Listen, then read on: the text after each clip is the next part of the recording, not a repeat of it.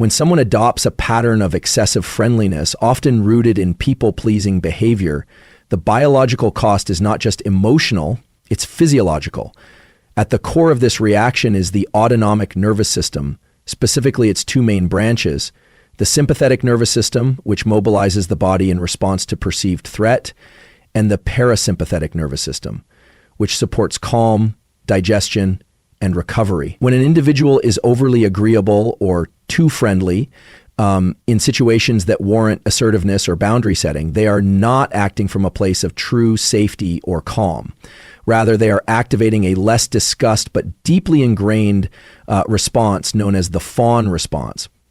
This is a state in which an individual attempts to diffuse conflict or threat by becoming overly accommodating, excessively helpful, or submissive. While it may appear socially acceptable on the surface, it is, in fact, a stress response driven by the nervous system's desire to maintain safety at all costs. The fawn response, like fight, flight, or freeze, is an evolutionary mechanism that evolved to keep us alive in social hierarchies. When the brain detects a power imbalance, rejection risk, or subtle threat of disapproval, it may activate this mode to avoid confrontation. In people who were raised in environments where directness or emotional expression led to punishment, withdrawal, or shame, this neural pathway becomes deeply grooved into the brain's circuitry. Over time, the nervous system begins to perceive even mild interpersonal tension as a cue to suppress one's truth and perform friendliness instead. This performance may look like smiling during discomfort, saying yes when internally you mean no, or trying to make everyone else comfortable at the expense of your own well-being. This pattern has a compounding effect on the autonomic nervous system. The body is not simply being nice, it's working overtime to manage stress while simultaneously suppressing emotional honesty. The sympathetic nervous system is partially activated, enough to create internal tension and anxiety, but is held back from full mobilization due to social constraint. This leads to what's called autonomic fragmentation, a state where the body is both activated and repressed at the same time. The vagus nerve, a major player in parasympathetic regulation, becomes dysregulated. Instead of supporting calm and recovery, it becomes associated with social masking and performance under stress. The body doesn't return to baseline after the interaction. It stays in a low-grade stress loop, often unnoticed consciously, but deeply felt physiologically. Over time, this dysregulation manifests in many ways. There is a buildup of somatic tension, tightness in the jaw, shoulders, chest, and gut. Sleep becomes compromised, not always from anxiety before bed, but because the nervous system has been living in a performative state throughout the day and hasn't had true moments of recovery. Even digestion can be affected, since the parasympathetic system governs processes like nutrient absorption and gut motility. Chronic friendliness becomes a hidden drain on the body's energy systems. You're not exhausted because you've been busy. You're exhausted because your biology has been in self-protection mode all day, disguised as kindness. This dysregulation also creates long-term neural consequences. The brain begins to encode friendliness with safety and assertiveness with danger.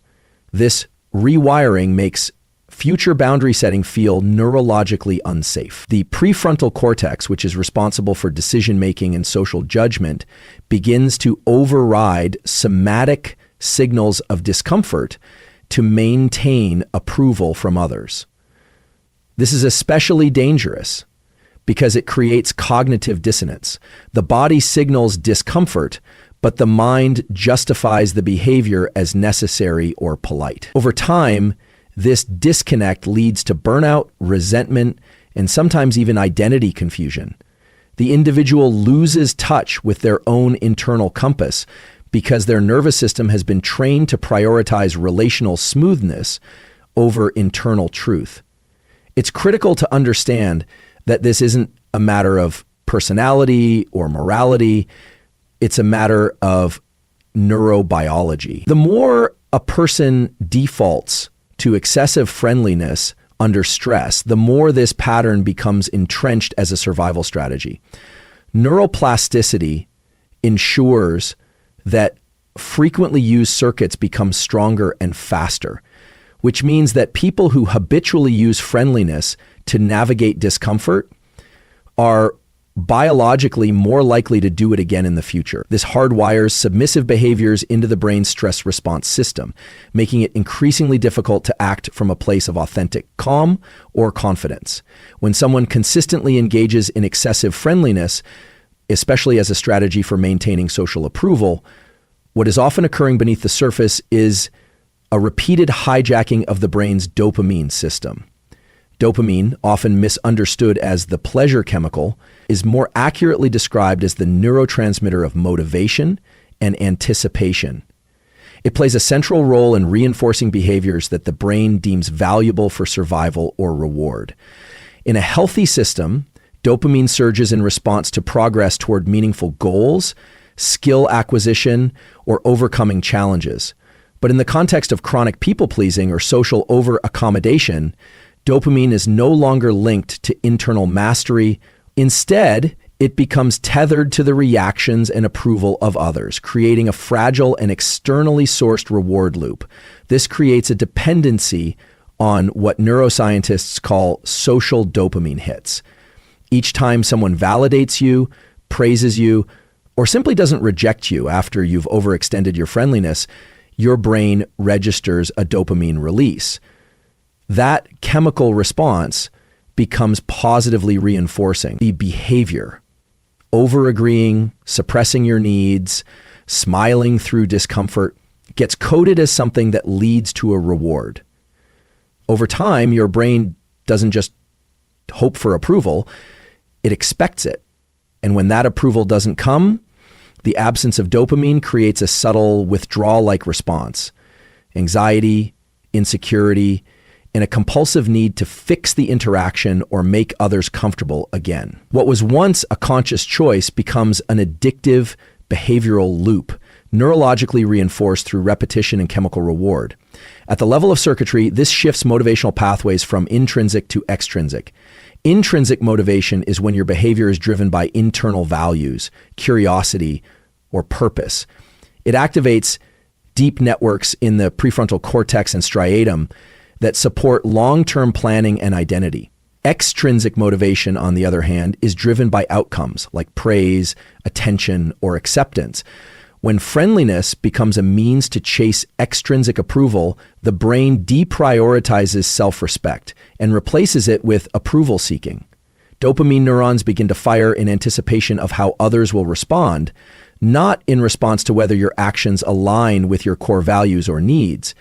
This shift has consequences. Over time, the reward circuitry in the brain, particularly the mesolimbic dopamine pathway, begins to atrophy when it isn't fueled by internally meaningful action.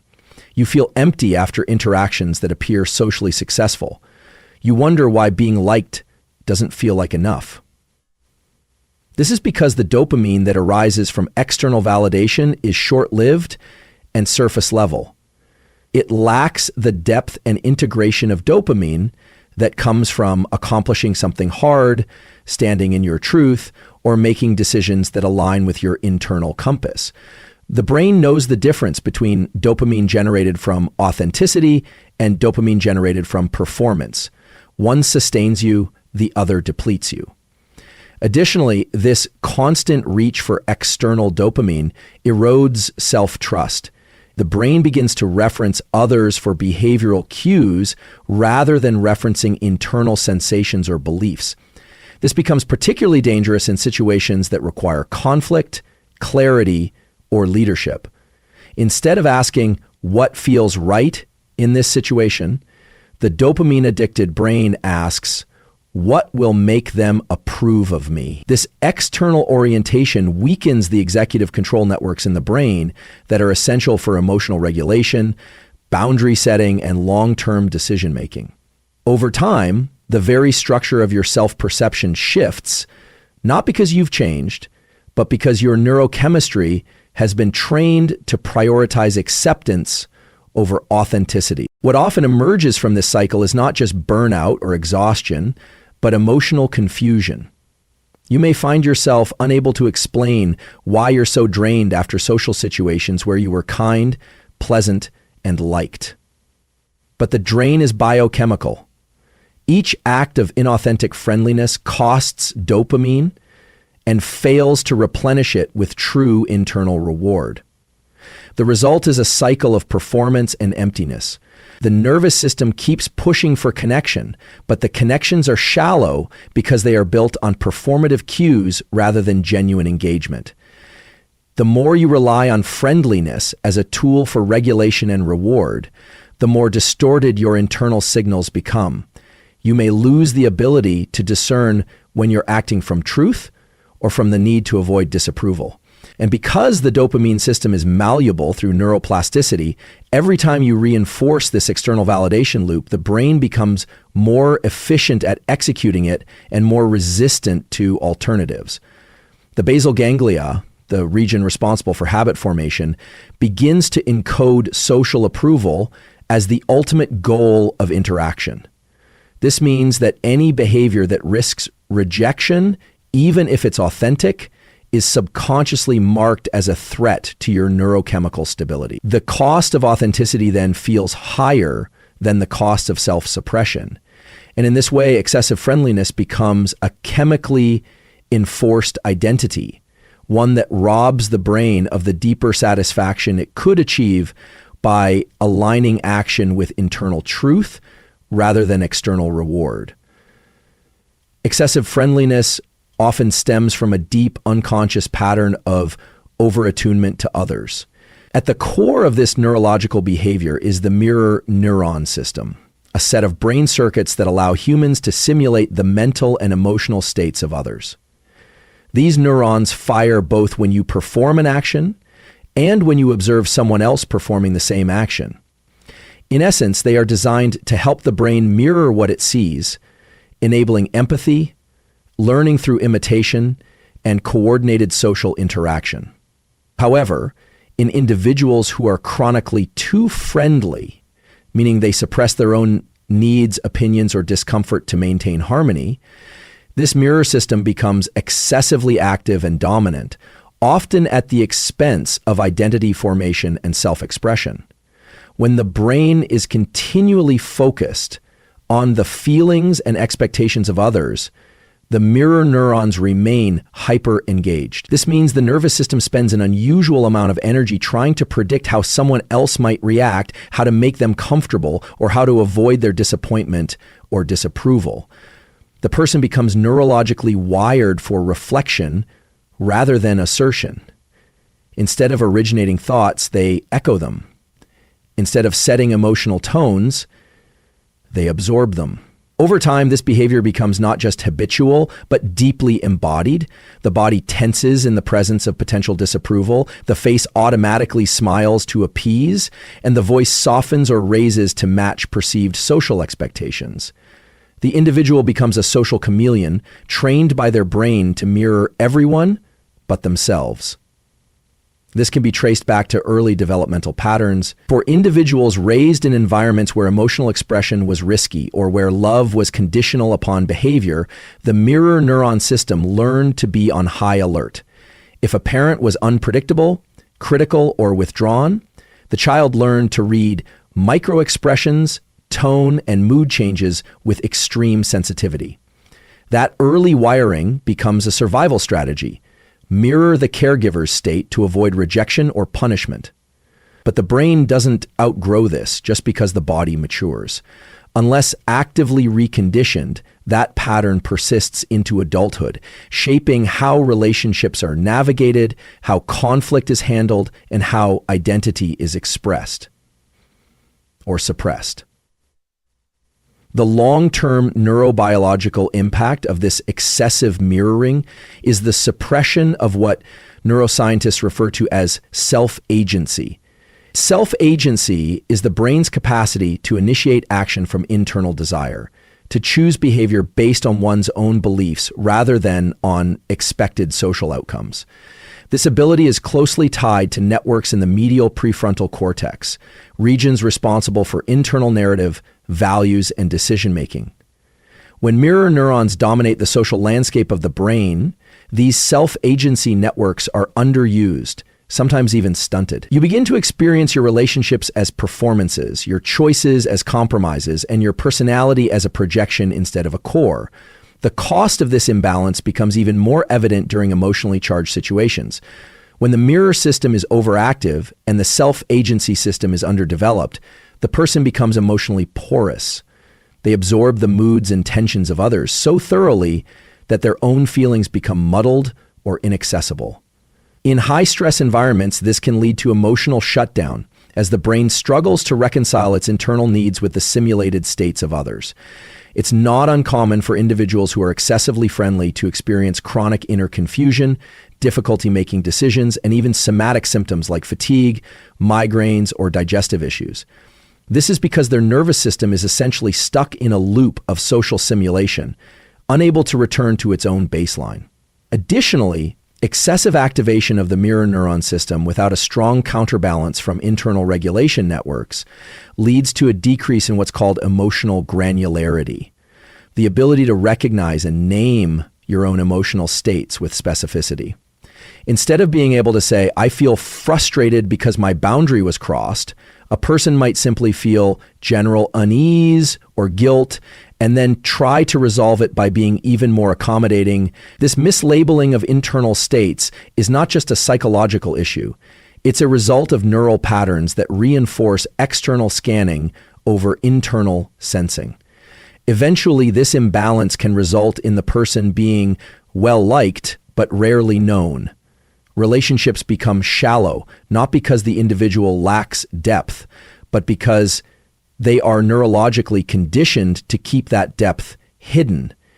They reflect what others want to see, and in doing so become strangers to their own needs, limits, and preferences. This lack of congruence between internal truth and external behavior sends subtle signals to the nervous system that things are not aligned. The body keeps score of this misalignment through chronic stress responses, reduced emotional resilience, and a growing sense of disconnection from self. When a person continuously prioritizes being agreeable or overly accommodating, their brain gradually weakens its ability to generate and enforce healthy psychological boundaries. Boundaries are not just moral or social constructs, they are neural events shaped and maintained by distinct regions of the brain that govern self-awareness, emotional regulation, and risk assessment. The insular cortex, for instance, is involved in mapping internal bodily states and detecting when something feels off or unsafe. It helps an individual sense discomfort, unease, or subtle violations of space or respect. In people who are too friendly, this insular feedback is often overridden. The signals are still there, but the prefrontal cortex, particularly in its role as the interpreter of social meaning, may suppress these cues in order to maintain relational peace or avoid confrontation. Over time, this repeated override conditions the brain to misinterpret boundary violations as social obligation. If someone consistently says yes when they mean no, if they agree when they disagree, or if they remain silent in the face of discomfort, the brain learns to associate boundary suppression with safety. This becomes a deeply encoded safety mechanism in the nervous system. Rather than acting on internal discomfort, the individual adapts to it, muting their emotional signals in favor of external harmony. What this does, however, is distort the signal-to-noise ratio in the brain's emotional systems. The signals for discomfort become background noise, and the social cues, facial expressions, approval, tone of voice, become the only messages the brain prioritizes. This imbalance breaks down the person's capacity to draw, enforce, and maintain psychological boundaries in real time. This neurological erosion of boundaries is reinforced by the way the brain responds to short-term relief. Every time a person avoids conflict by being friendly, they experience a reduction in stress hormones like cortisol. This short-term relief is interpreted by the brain as a reward. Even if long-term resentment or exhaustion follows, the brain reinforces the immediate payoff. Neural pathways that link friendliness with relief are strengthened, while those associated with assertiveness or confrontation are weakened. This explains why many overly friendly individuals feel intense anxiety even at the thought of setting a boundary. The brain has linked boundary setting with potential pain, while linking boundary suppression with temporary peace. Over time, this association builds a system where avoiding discomfort becomes more important than protecting self-respect. The anterior cingulate cortex, another region deeply involved in decision-making and emotional processing, becomes a battleground for this internal conflict. It's the part of the brain that detects conflict and errors. It registers when your actions don't align with your inner feelings. For someone who is too friendly, this region is often hyperactive, creating a persistent sense of internal friction. They know they don't want to say yes. They feel the boundaries being crossed, but the action they take contradicts that awareness. This internal dissonance is neurologically expensive. The brain is wired to seek congruence between internal state and external action. And when that congruence is missing repeatedly, it taxes the nervous system. Chronic stress, fatigue, and anxiety can arise simply from the mismatch between what is felt and what is expressed. This pattern doesn't just affect the individual's relationship with others, it impacts their relationship with themselves. When the brain is repeatedly exposed to situations where self-expression is muted in favor of friendliness, it starts to blur the distinction between internal truth and external approval. Over time, people may stop knowing what they actually want. Their preferences become fluid, shaped by whatever makes others more comfortable. This phenomenon is not weakness. It is a reflection of neural plasticity adapting to repeated experiences. The brain becomes what it practices. If it practices boundary suppression daily, the neural architecture supporting strong personal limits begins to weaken. This doesn't happen all at once. It's a slow erosion, one smile at a time, one silence at a time, until the default mode of interaction is no longer authenticity, but performance. Additionally, the absence of boundaries leaves the nervous system in a vulnerable state. When individuals fail to signal their discomfort to others, they unintentionally train those around them to overlook their needs. The social brain, which includes regions like the temporoparietal junction and medial prefrontal cortex, is designed to adjust behavior in response to cues from others. If you never express limits, others have no feedback mechanism to help them regulate their behavior toward you. The result is that people may cross lines not out of malice, but because your brain never sent the appropriate social signals. This lack of feedback turns into a feedback loop, where relational imbalance becomes the norm, not the exception. You begin to feel invisible or misunderstood, but in reality, your nervous system has been muting your boundaries for so long that others no longer perceive where they are. Chronically being too friendly is not just a behavior pattern. It is a conditioning of the nervous system to avoid discomfort at the cost of authenticity. At the heart of this conditioning lies a dysregulation of the brain's stress responsor circuitry, particularly the hypothalamic pituitary adrenal HPA axis. This system is designed to activate in response to perceived threats and to return to baseline when the threat is gone. However, in individuals who rely on friendliness as a protective strategy, the HPA axis becomes sensitized not to direct threats, but to the potential of social disapproval, rejection, or interpersonal tension. This creates a hypervigilant baseline where the nervous system is constantly scanning the social environment for signs of conflict, disappointment, or emotional danger. This chronic overactivation alters cortisol rhythms, the hormone responsible for regulating stress and maintaining physiological balance.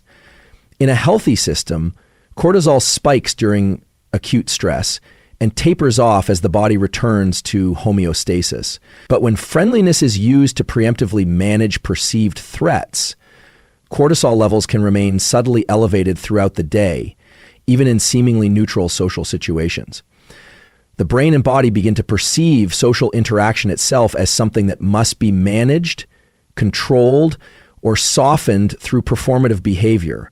Over time, this leads to emotional exhaustion, poor recovery from stress, and an overall reduction in resilience. You're not just tired from being nice, you're neurologically burned out from managing internal alarm signals that never get fully addressed.